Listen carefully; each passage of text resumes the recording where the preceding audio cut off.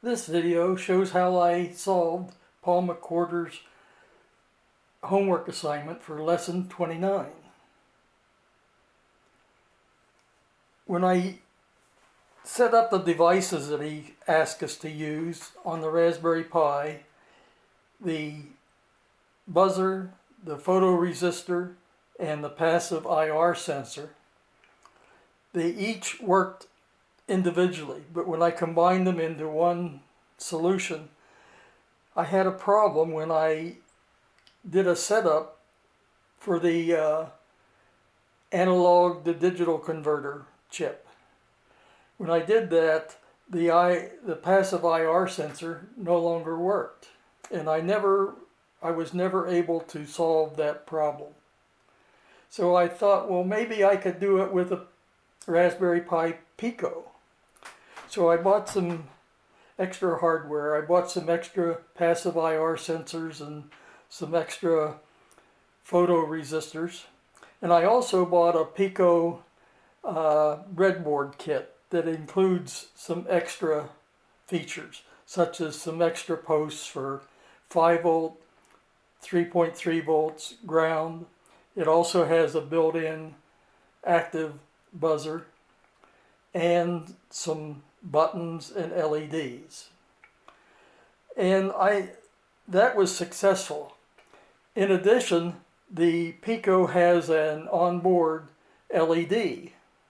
I decided to use that also, and I have it set up so the LED comes on whether the room is light or dark. So let me see how this works. Okay. You should see it come on there for a short time. Now let me cover the photoresistor and do the same thing. And you see it, both the LED and the buzzer comes on when it detects motion. I've included a link to the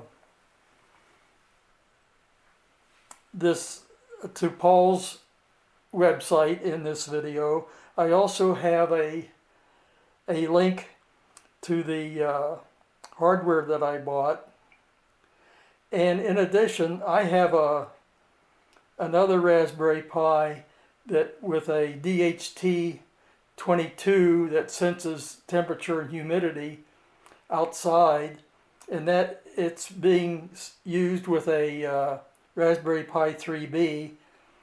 That 3B transmits the data to another Raspberry Pi inside, and that Raspberry Pi builds a web page to display information on monitors inside the house. And I also FTP the data to a web hosting site.